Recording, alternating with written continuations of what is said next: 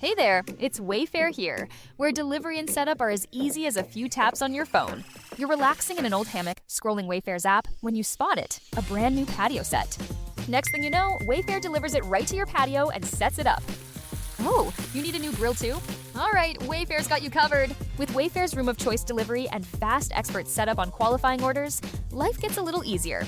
Visit wayfair.com or the Wayfair app. Wayfair, every style, every home. Looking for music that lifts your spirit and fills your heart? Experience the powerful sound of the Tabernacle Choir at Temple Square.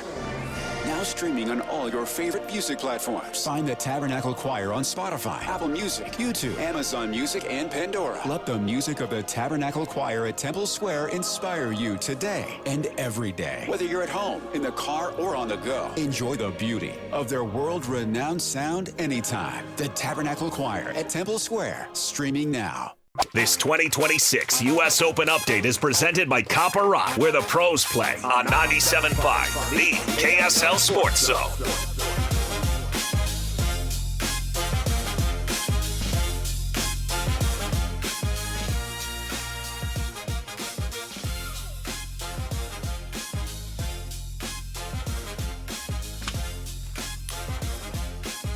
DJ PK, and we're joined now by Brian Taylor. Brian Taylor and Bob Casper's appearances this week are brought to you by Mountain America Credit Union, Mountainland Supply, Black Desert Resort, Hoops Vision, and Uinta Golf.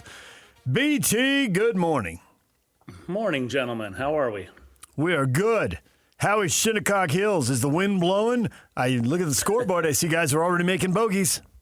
Yeah, wind's blowing, fog's in, everything's delayed 2 hours this morning. Not exactly how you wanted to start the U.S. Open, but we were up early, and the fog was basically they pulled players off the golf course, and it created a 2-hour delay. And so players finally had a chance to warm up. They're back out there. All tee times today are delayed 2 hours, and the whole morning was calm too. And that's part of the problem is that there was no wind to blow the fog out of there. And so now that the players are back out on the golf course, the wind is picking up, and it's going to be a really interesting test. If you're just tuning in and you're seeing that on TV, you might be thinking you're a month early to the Open Championship. But this is the U.S. Open, where it just looks a little more British, Scottish links than New York links today.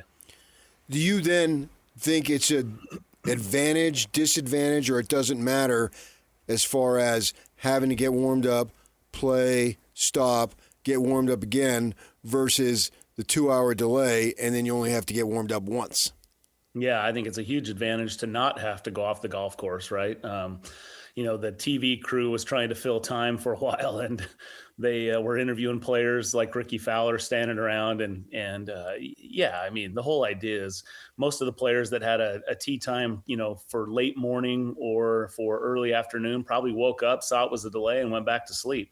But the guys who were out on the golf course, they had to stand around for a little while. Then they were carted back into the clubhouse, and then they sat around and had to go warm up again, and then, be carted back out to their position and go. So anything like that's disruptive. But I was thinking about it this morning, and I was like, if I was playing in one of my first U.S. Opens, or if I was one of the early tee times and I was a little nervous, maybe a little fog delay, just kind of break it up, make you forget about the situation, might be just what the doctor ordered for some of these guys. But for the serious contenders, they just want to get going, and they want to get into their routine, and that's what we're starting to see as Rory McIlroy and his group just teed off a few minutes ago. You've listened to players all this week. Is there anybody that you've heard that made you think, this guy mentally is really dialed in, or mentally is like, oh, that's not the level of confidence you need when you're facing Shinnecock Hills? Yeah, that's a good question. I always look for that, because there's a lot of players who, when they get to especially a U.S. Open test where they just complain about everything and they talk about how this looks unfair or this is going to be crazy or whatever. To me, those guys are already beat. And Tom Watson used to say that about the Open Championship, is when he'd like the weather to be as bad as possible because half the field was eliminated, and then he felt like he could beat the other half. So, and he ended up winning 5 British Open titles. So, but having said that, the players I listened to were all pretty even keeled. In fact, they were pretty calm. I felt like this was about as calm of a presser as I can remember this week leading into it, and which is interesting given that the history of Shinnecock, because it has caused a lot of consternation. It's been somewhat controversial in times past. So I would say everyone's been pretty calm, pretty mellow. And, Rory did have the comment about the way the USGA is handling the firmness of the golf course this week. And he said when he first heard that they were going to syringe the greens between grooves before and between flights, he thought that was stupid, is his word. He goes, oh, that sounds stupid. But once he listened and understood, he said that makes a lot of sense. So it's going to be interesting. In fact, some of the early coverage showed a guy with a hose out there spraying something down in the background of somebody playing. That seems to be almost like the opposite of what you would expect from a USGA championship. So that said, Bob and I were talking this morning, and with this golf course, they could be overcautious. They could get it over soft. They could do all of the things that would be out of character for a USGA, and the golf course would still win. Like, it's just that good because the winds they look to be relentless. Maybe laying up a little on the weekend, but I think the water probably gets let up a little on the weekend as well. So I think this will be one of those, look at it as kind of a positioning first two rounds.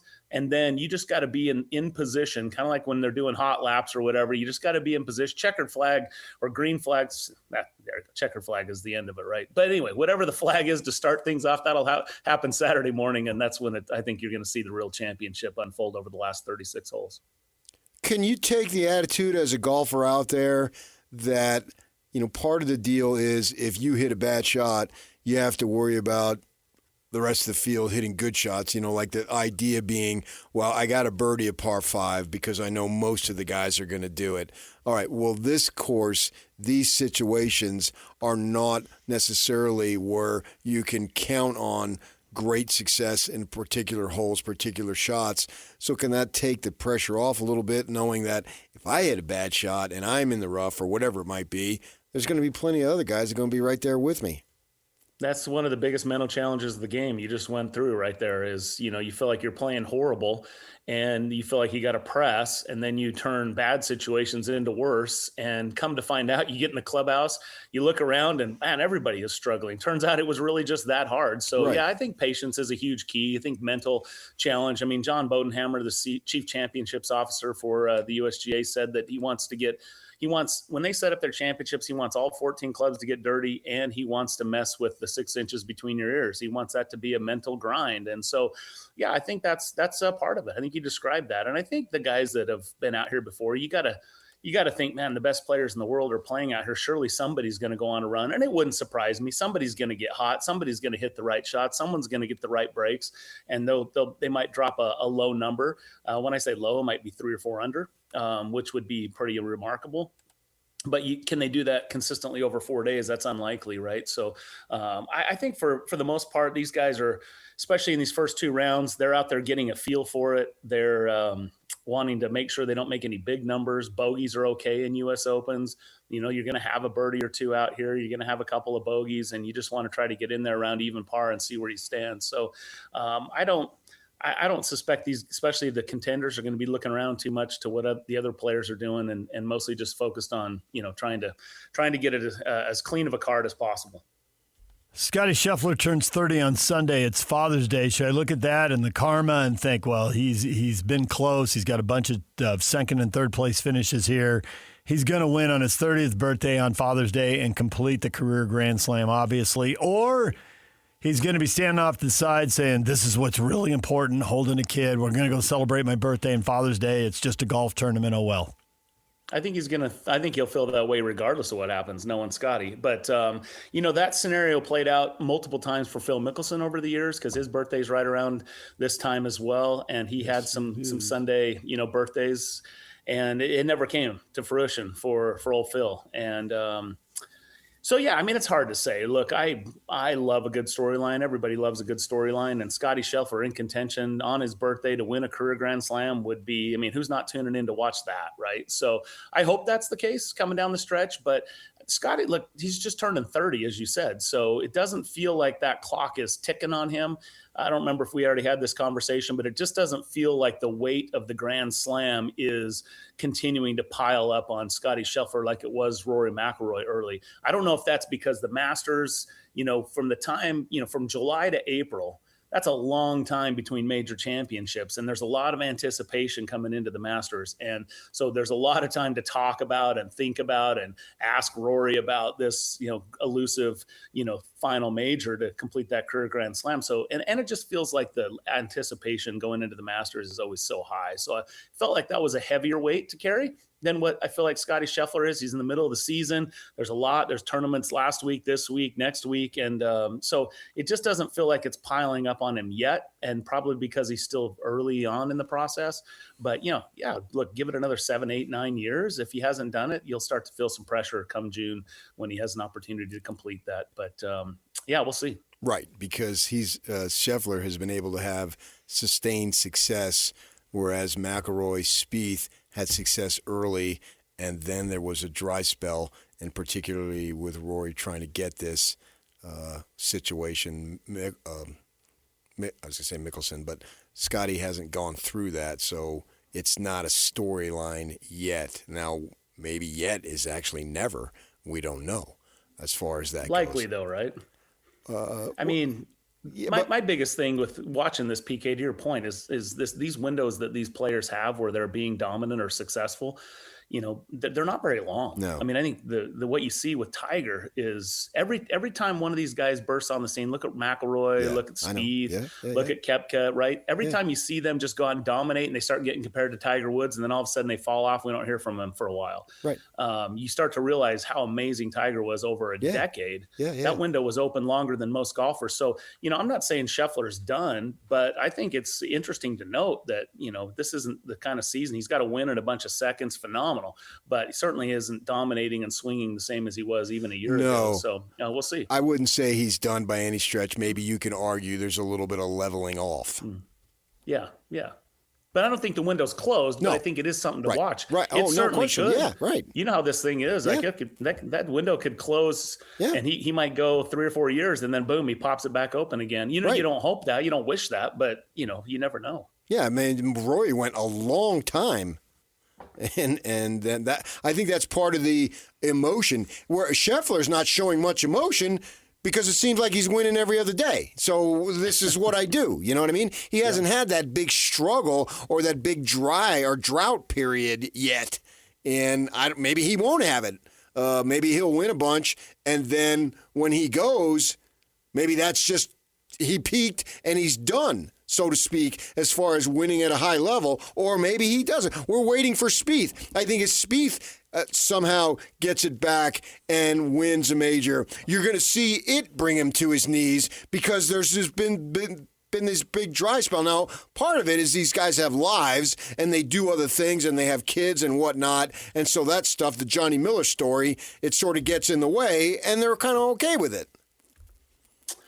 Yeah, look, at some point in time, you have to put it all in perspective. But the competitor in these guys that drives them to be the best in the world doesn't allow them to settle for second place, right? And so it eats at them, it drives them. But, you've always got injuries, physical things, as you mentioned, other things in your life that can cause, distraction. Not that it was a bad distraction, but distraction nonetheless, right? So, I mean, I look at Tony, right? I mean, Tony Finau was in the final group, was he in the final? He was tied for the 54-hole lead anyway, coming here last time, and he doesn't even qualify to play this week. It's that's kind of surprising. So, but here's the thing that you have to take into consideration as well, is just watching this group tee off. Ludwig Oberg is right there playing with Tommy Fleetwood and Rory McIlroy. I'm just waiting for Ludwig Oberg to become the number one player in the world. That guy's got all the tools. He's got all the physical, like everything about Ludwig looks like he should be a number one player in the world at some point in time. So when does he catch fire and jump out? And then all of a sudden, Scotty, it's like, what have you done for me lately? Who's that? Or remember when, kind of thing. And again, not saying that's going to happen, but that's sort of out of your control. Like when you're on the peak of your game, kind of like the Jazz, man, they were really good, but then there was that Jordan guy, right? And so, I mean, stuff happens. That doesn't diminish their greatness. It just sort of was a bit of a obstacle in achieving their ultimate goal.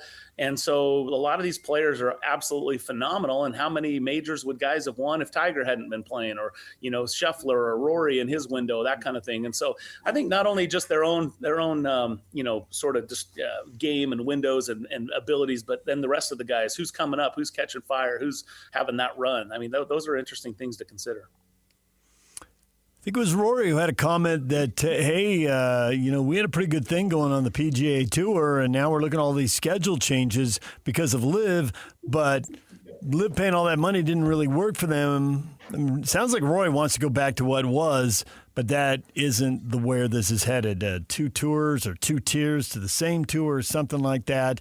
Is anybody with Rory, or is everybody else looking at bigger paydays and a new system?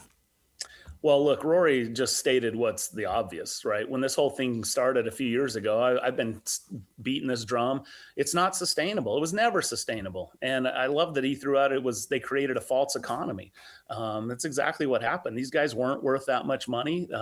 Tours can't operate spending that much money. And it's clear. I mean, if something is too expensive for the Saudis, who can afford it, right? I mean, those guys seemingly have unlimited money. So if it was too expensive for them, then it's certainly too expensive for anybody. And so, yeah, look, what he was saying is, hey, turns out we had a pretty good thing going. Turns out, the purses that we were dealing with were still great, and we could operate, and we didn't have, with this extra money comes additional responsibility and requirements to play more often. And I think what Rory's trying to say is what he's always said is he wants to be able to make his own schedule. You notice he always throws that in there. I'm going to keep playing my own schedule. So it doesn't matter how much money they throw at it. Rory's saying he's not going to play more than he normally plays. But if you're a sponsor and you're being asked to up the purse, to spend more money, you pretty much want the guarantee that those top players are going to be there, Rory and the others. And that was the one thing that LIV was really hanging their hat on, saying, hey, look, guys, you don't have to worry about who's going to be in the field. You don't have to wonder who might show up. Our guys are going to always show up because they're under contract. Now, there is something appealing from a sponsorship standpoint for that model. But when that happens, sometimes you don't get the best of the guys and they don't want to be there, blah, blah, blah, whatever the case may be. So I think what Rory's saying is when it all shakes down, it's probably going to look a whole lot more like it did before than what it probably was on the trajectory to be when LIV came and disrupted everything. So that said, what a great time to be on top of your game, man. I mean, there was a lot of money. That money is real. I don't care where it came from. I don't care if it was a false economy, whatever. Those checks cashed and those players made a lot of money.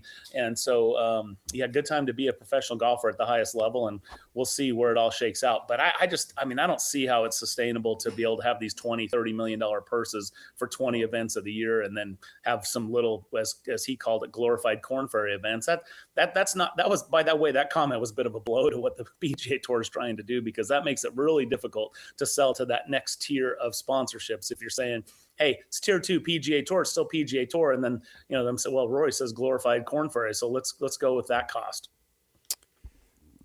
Mickelson's birthday is June 16th and Scheffler's is June 21st. And they're both trying to acquire their first U.S. Open. And obviously Phil is likely done. But Phil, in his heyday with a June birthday right around the U.S. Open, he was known, his nickname was Lefty. Why isn't Scheffler known as righty? You see what fog delays will do to this conversation. How come nobody's nicknamed righty, but we've got plenty of people nicknamed lefty? I don't understand.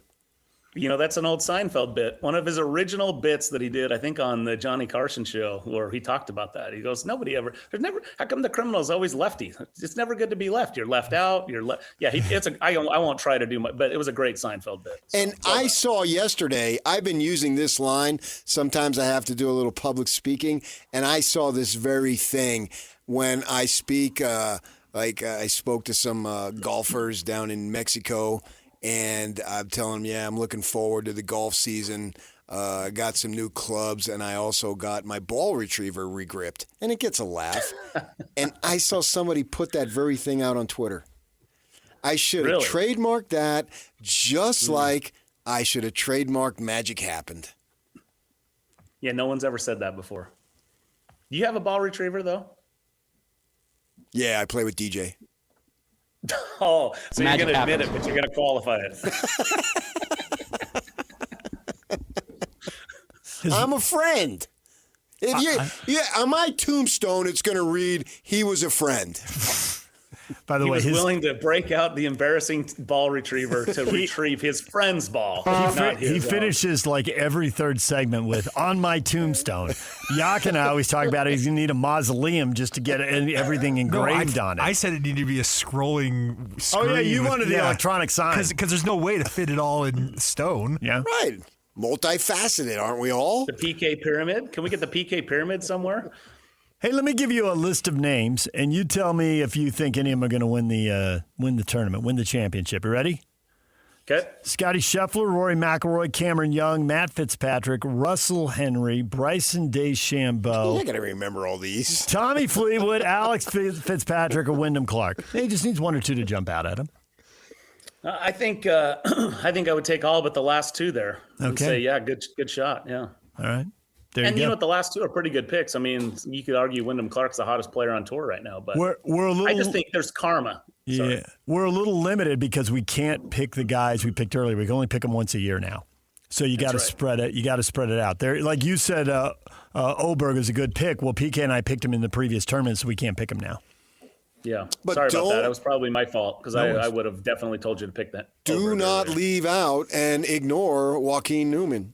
See, we left him out. We did not pick him. we Joaquin did ignore Newman? him. What was that again? Yeah, what's his last name? What's Joaquin's last Is that, name? are we on the Seinfeld thing here? Yeah. Neiman. Joaquin Neiman. Yeah, There that's you go. close enough. I Americanized it. It's like Russell Henry or Henley. You know, let's not let the Or Shane Lowry, for that matter. details. I love a good Irishman. So Perhaps who'd you pick? Who's your leader? Who's your guy, DJ? Who'd you go with? I took Rory in the first round. I took Russell Henley in the second, and Alex Fitzpatrick in the third. Okay. I mean, not terrible. What do you got, PK? Not terrible, thank you. Who do I have? PK took Cameron Young in the first, Bryson DeChambeau in the second, and Wyndham Clark in the third. I like both your first picks. I think the rest of them are pick-ems. But I know Bob took Scotty Scheffler. He so. took Scotty Ryder, and then he took Matt Fitzpatrick He and took Tommy righty. Fleetwood. Oh, Bob's got the stronger lineup there, boys. I took Fleetwood back in the Masters, so he was off the board for me. Well, I and PK did- took him in the PGA. The PGA, I took all foreigners. So I'm trying to go, a particular pattern. And on this one, I took all white guys. Oh, right. That's smart. Yeah. Right. Yeah. Wow. I thought you weren't going to give him anything, but that wow brought a little smile to his face. That's all he wants is a reaction. Don't get all queasy. He doesn't care. He doesn't care what kind of reaction, as long as it's a reaction. Jeez. Just something to let him know you heard it and you're alive. That's all he asks. Unbelievable. Maybe you should go now. Maybe it'd be safer, Brian. Well, we're hanging out in this the Fog comfortable delay. confines of this beautiful Hampton house that we're staying in, and so yeah, we're gonna head over to the golf course. As we said, they are playing. We'll have a lot more to talk about. We'll have a lot of golf under our belt tomorrow morning, so should be a much. We're more off tomorrow insightful morning, Brian. conversation. Oh, that's right. Enjoy your holiday. We will. Thank you.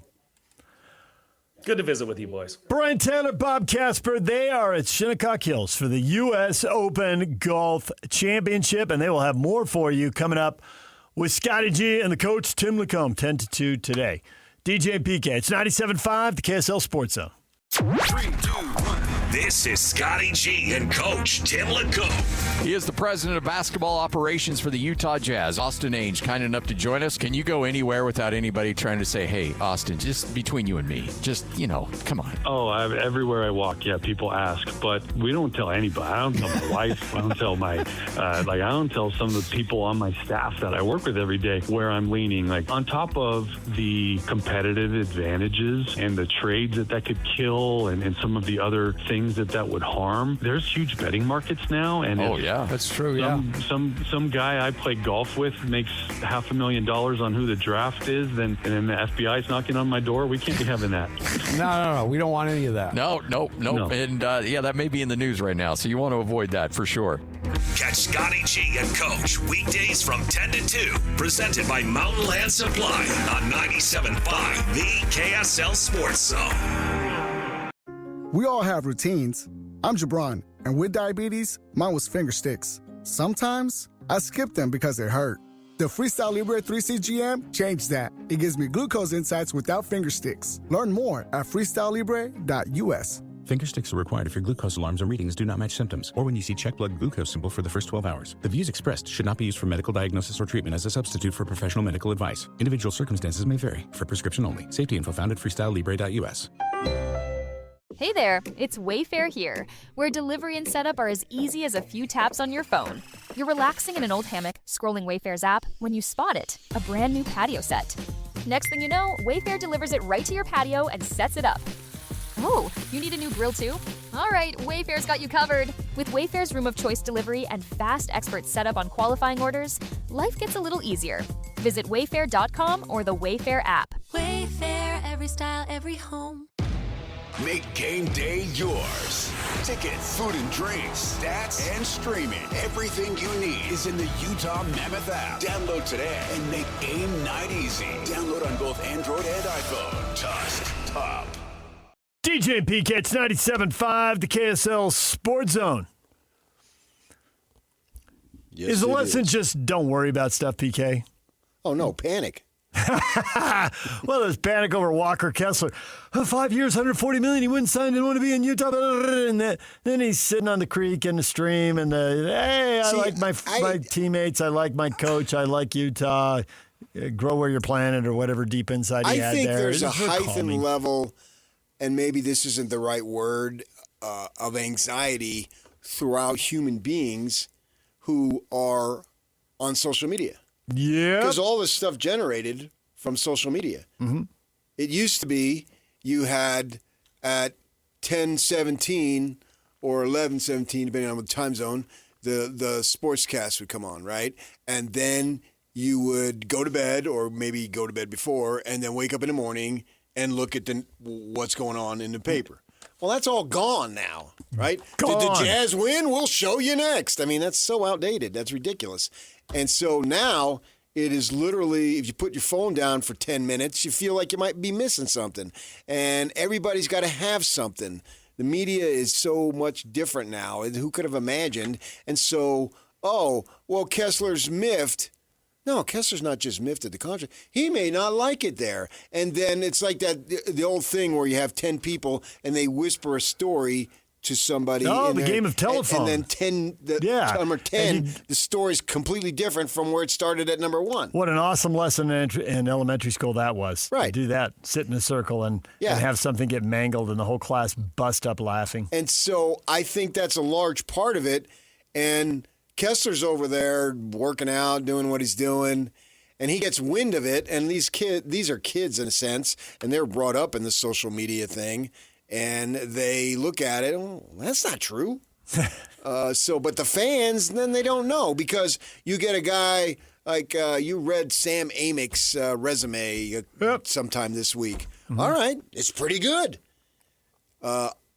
I didn't know it until you said it, but I know the name. I wouldn't know the face, but I know the name. And then you show me the face, and that's you. That's why I sabotaged your computer the last 3 days, but they finally fixed it. And I was, trying to. I was the one. I poured liquid on the keyboard, is why it broke. Aha! It was you. There was club soda everywhere. Do we need to rehash the Coke story from back across the street? So, no, I didn't. But anyway, just joking. Guys like you who are constantly looking, and a lot of people are doing that, and so you got to have something. So it raises this level of anxiety, and you ask, well, do we worry about it? Well, yeah, I get it, because you're a fan. You want Kessler. Like, wait a second, man. We got him for 4 crappy years. He's a shot blocker. There's not guys like him don't grow on trees. I want him in the lineup. Wow, he's not happy. Oh, no one's ever happy here. And we take that to where you read something. We're just a farm system for the rest of the league. No, we're not. No. Or if we were, we're not going to be. And I question if we were, but I can at least understand the argument to a degree. Going forward, that's done. We ain't no farm team for anybody. No. Except for the Angels with the Bees. That's it. And soccer for the European teams. And only briefly for the baseball AAA. We'll see. Briefly more. Demanding Major League Baseball. So, yeah, awesome. Huh? Wanted Bees can be a farm team for the team up I-15 a few miles. Whomever. So the Outlaws. With that in mind, I understand that, but what level of truth is, I think you have to wait and see how things play out. Right now, it's just in the posturing stage. And I appreciate Kessler putting that out there because he didn't have to, and it certainly is reassuring, but he could have used it as a negotiating ploy.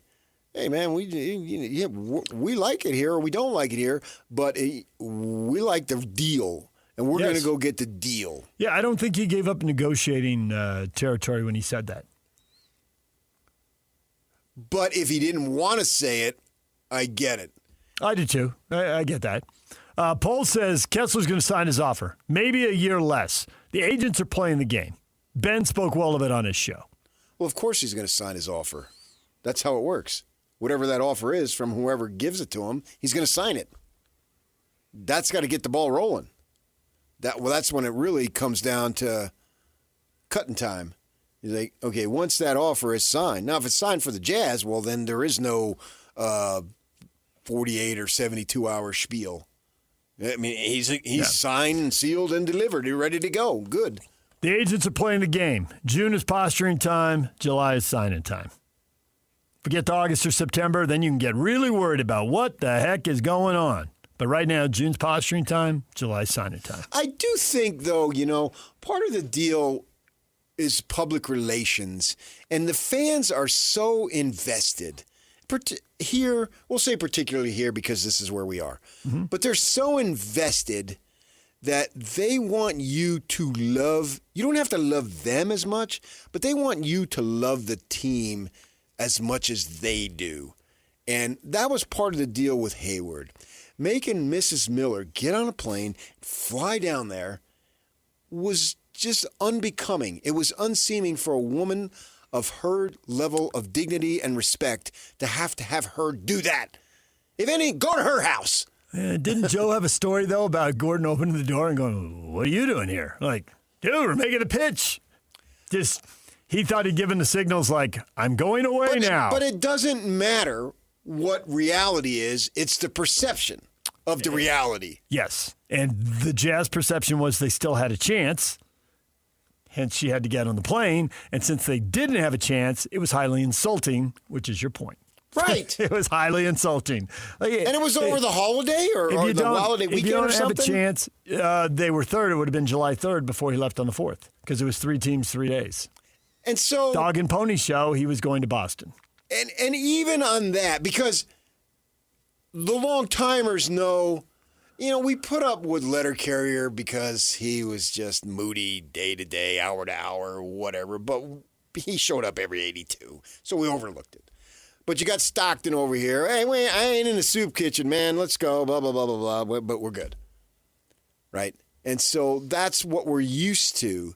So I think it's important for Kessler and as these other guys become available, Keontae George, is to let them retain their dignity in the process because the fans, they eat this stuff up, especially now more than ever, because everything is out there on social media, whether it's true or not. We have Austin coming on. Yeah, we didn't make a trade the day after the lottery selection was known. He joked about it, right? Because people put that stuff out there. They want to be first. They want to have something that is eye-catching and all that, and it's hard. It's hard to survive in the media world today, right? Oh, well, especially when the sources are manipulating you for whatever they need. And you have to judge that. Right. The agents are playing the game. Totally agree, Paul. Paul is spot on. So Sam Amick or whoever, but Sam's the guy we were talking about, literally gets told something by an agent or gets told something by a club or gets told the same thing by an agent and then by a club. And so he writes it. Yeah, but you got to make sure that it's true. I've been told a million things. And then you didn't want to write them because you thought, if I write that, yikes, this will come back to bite me. Rick Bucher one night at 11 o'clock on a Saturday night. Majerus is taking it, man. I'm going with it. Okay. I'm not. But you can. Well, I got this, and this. Okay, go. Go. But every instinct told me, don't do it. Don't do it. It's going to come back to bite you. Yeah. You're going to look bad. And there was, with Chris Burgess, there was a guy in town. I got it, man. He's going to BYU. You remember that? I do. And there was also one about who was going to start 1 week. And another one where you're like, right. But blah, blah, blah, blah. Like, well, do whatever you want. But I'm not doing it. I'm not doing it. You can do whatever you want. I wouldn't do it if I were you, and I'm not going to do it because I'm me. Right. Yeah. And I was flying down to Orange County, and I land, and there's like 3 messages on my phone. Oh, he's committed to me. Well, let's hold off. I'm not going with it. Mm-hmm. I'm going to wait because I knew that somebody in his camp was always favorable to wherever that media representative was. Meaning, if he was from North Carolina, it was Duke. If it was from Utah, Duke. And 5 minutes later, and I really like the Kentucky Wildcats. Yeah. And it wasn't him; it was somebody in his camp. Right. And I knew that person, and I knew that they had shrewdness, and they were playing to the audience that was interviewing them, right? Yep. And then also, too, with that, Ben Olsen is starting on Friday night against Utah State or whatever it was, Monday morning. He's going, man, okay, run with it. I remember he's all passionate, came in. Go ahead. You run with it, because I'm not. Because I knew the guy in charge changed his mind a fair amount of times. So you got to have some discretion, but it's hard, especially from people who know what they're talking about and you believe them and you have a history with them. So it's put out there you have to be basically, and even if I say something, I include myself, you have to have, as a consumer of media, you have to have a level of skepticism. If not downright, I refuse to believe it. And then when you share it, you need to try to phrase it carefully, like something you think, something you believe, something you're willing to report. You know, it's different shades, and that gets lost in translation in that game of telephone you talked about earlier. Yeah, it can be that. You know, when Keaton Slovis committed to BYU, okay, I got the thing about 10 o'clock at night. He's committed to BYU. You sure? You sure? You sure? Yes, he's committed to BYU. So I tweeted it out. And the next day or two, he signed. And in that interim, oh, you're an idiot, blah, blah, blah, blah, blah, blah. Well, you got to really believe in who's telling you that. And I really believed in the person who was telling. Just like last summer, my gosh, I wrote about it 4 times at KSL.com. Bachmeier's going to be the starter. Because you believed who was telling you. Yeah. Yeah. Now, I didn't come out and quite say it so definitively, but I talked with Josh Furlong, editor at KSL.com, and we were laughing. I said, okay, I'm gonna submit another Bachmeier is starting story. And he laughed because I wouldn't come out and headline, the breaking news, Bachmeier is starting without question. But everything was trending that way. So I thought, rather than just being so over the top, I'm just going to hit him with a bunch of stories on it because it's going to happen. Barring something crazy, it was going to happen. And it did happen. So you got to go that way. And then you got to figure out, is it right? But this world in which we take, I don't even know that Amick said that he was the guy who said he's unhappy here. But you take it, he's miffed that they didn't offer him. Okay, that's not the same thing as being, I hate it here, I'm not going to re-sign here. That's a game of telephone. That's a huge difference. And that's post-traumatic stress from the last 4 All-Stars that left. And all the fans get all excited and think, oh my God, and their anxiety level rises up. But they're scarred by the last 4 All-Stars that left, instead of the 2 longtime All-Stars who stayed and kept battling and finally got over it. And they've seen that model and they want to see it again, but it doesn't happen because nobody stays long enough for it to happen. Well, and so now they're just anticipating, because it's like you always say about cushioning the blow. So they're anticipating, well, Peterson won't stay here. Oh, my gosh. Okay, Peterson. First off, Darren. Darren Peterson. Yeah, okay. He hadn't even been drafted here yet. You don't even know if he's going to be on the board when they pick. There's a decent chance he's not going to be, that he's going to go number 1. There's lots of little red flags going up, and the Wizards can still do whatever they want. But It's a decent chance he's going to be off the board, and we'll never know. Well, and who's to say if they drafted DeBonsa when his time came to be a unrestricted free agent that he would want to stay? You don't know. It looks good So now. either way. He looked really happy here for 2 years, Yeah. but he just got asked, well, Utah's home. And he said, Massachusetts is home. And somebody's like, why would he say that? And I'm like, math? It's like he lived in Massachusetts for 17 years. He lived in Utah for 2. You're surprised he would say Massachusetts is home? Well, he lived in Massachusetts a lot longer. Where you reside and what is home. I have this discussion with Jake Scott because he always used to say Utah's home. I said, here's the deal with home. Yeah. You don't pick home. Home picks you. You pick where you live. But is that home? Not necessarily, even if you've lived there for 50 years. Yeah. DJ PK, it's 97.5, the KSL Sports Zone. Stay with us. They've been doing it for a while. This is Jake Scott and Ben Anderson. Darren Peterson's camp thinks he's going to be the number 1 overall pick. In fact, the quote is they are very confident he's going to be the number 1 overall pick, so he doesn't need to come work out in Utah because he doesn't think he's going to be on the board. I think it's foolish of Washington if that news is out. I think that really damages them, so way to go there. You don't have to assure anyone a dang thing. Why would you weaken your leverage? The Wizards don't really have an angle of why this would want to come out. We know where it's from, Who for does sure. it benefit? Yes. The only person who this could actually benefit is Darren Peterson. Yeah. If he is looking at the draft boards and saying, oh man, I'm going to be the number 2 overall pick, that seems to be where everybody's leaning. So last gasp effort, Darren Peterson's camp says, we're canceling our workout with Utah to show Washington how invested we are with Washington, so they feel forced to take us. Catch Jake and Ben afternoons from 2 to 6 on 97.5, the KSL Sports Zone. Hey there, it's Wayfair here, where delivery and setup are as easy as a few taps on your phone. You're relaxing in an old hammock, scrolling Wayfair's app, when you spot it, a brand new patio set. Next thing you know, Wayfair delivers it right to your patio and sets it up. Oh, you need a new grill too? All right, Wayfair's got you covered. With Wayfair's Room of Choice delivery and fast expert setup on qualifying orders, life gets a little easier. Visit wayfair.com or the Wayfair app. Wayfair, every style, every home. DJ PK, it's 97.5, the KSL Sports Zone. We're going to spend more time on this next week, PK.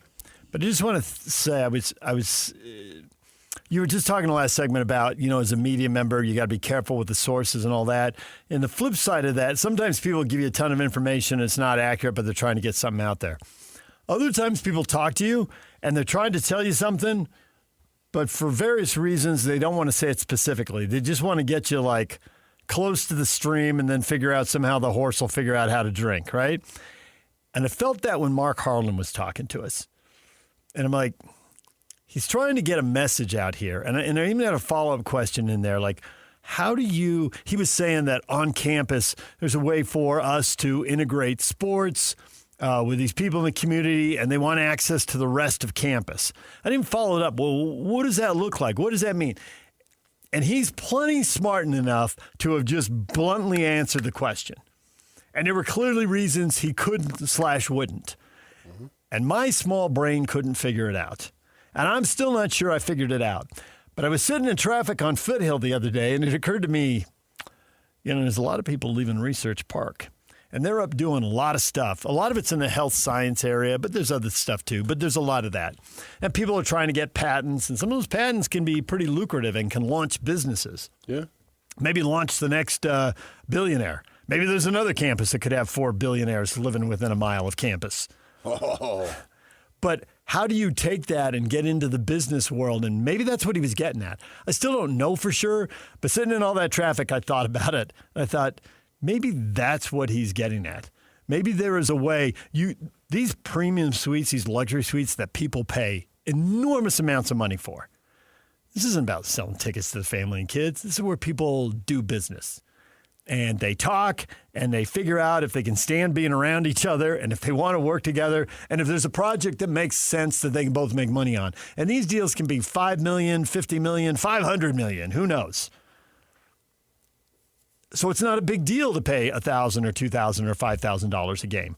To the rest of us, it's crazy. It's ludicrous, right? We're trying to see if we can get $50 tickets for $25. That's what most of us are trying to do.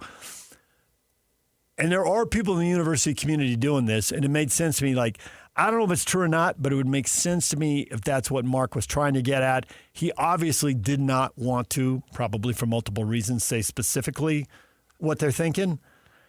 But they got to be thinking something. And he was answering that question for a reason, the way he was answering. It just wasn't luck. So what does that mean? But it occurred to me that it makes sense. It's just the kind of stuff you can't blurt out. But it would make sense about why you would want to redo the south end zone or redo the football stadium in the 90s and redo the south end zone a few years ago and redo the Huntsman Center now and create these spaces and then link different people on campus. What's the most entertaining part of campus? Well, for a lot of people, it's the sports facilities. Maybe that's where you do the business and how you link people to other places on campus. He has something up his sleeve. He and the president and whoever else, there's probably a few other powerful decision makers in this process they got something in mind. But that's the kind of thing that, at least to me, made sense and could pay off down the line. Well, payoff is the key phrase, because right now, what you can afford to do is leave money out on the table. Mm-hmm. And for them, with the Huntsman Center, using them as the example, I should say, is that money is being left on the table, and they can't afford that. Right. And so what do you do with that? You're going to go ahead and do something, but don't just do something that's on a small scale. Do something that's on a bigger scale. They had talked about maybe relocating it and building an entertainment district around it, which would be fascinating if they could do both. Do something at the Huntsman Center and also put in some other stuff around it that could help them with revenue. DJ and PK. We will keep talking to people and keep trying to dive into that for you. Stay tuned. DJ and PK. We're going to take a break. Stay tuned on the other side. Lance Anderson, head coach, Utah Tech. College sports is changing very quickly, and he has seen it from many angles. He was at Stanford for years. Now he's at Utah Tech, having a run there. We'll talk with him next. Stay with us. The grill is shot. The chairs are held together by optimism. And what happened to the rug? Sounds like your outdoor setup is not ready for patio season. Fix it all with Wayfair. Shop Wayfair for grills, rugs, furniture, and more. With 20 million 5-star reviews, room of choice delivery, and expert setup on qualifying orders, it's never been easier to do more for less. Get 10% off your first eligible purchase. Hurry to wayfair.com or download the app now. Wayfair, every style, every home. Summer is all about freedom, fun, and growing up. And between the ages of 9 and 13, kids are starting to form their views about alcohol. With more independence, their still developing brains need more guidance and support than ever. That's why summer is the perfect time to stay connected and plan fun, safe family activities together. Research shows kids who spend quality time with their parents doing what they enjoy are less likely to drink underage. And when kids feel close to you, they're more likely to listen, especially when you set clear expectations. In fact, kids who drink before 15 are far more likely to struggle with alcohol later. This summer, create a no-bummer summer with fun, alcohol-free activities for your kids. Go to summer.parentsempowered.org to take a quick quiz and discover ideas tailored to your family. A little time together can make a big difference. For more information and to learn more about how to prevent underage drinking, visit parentsempowered.org.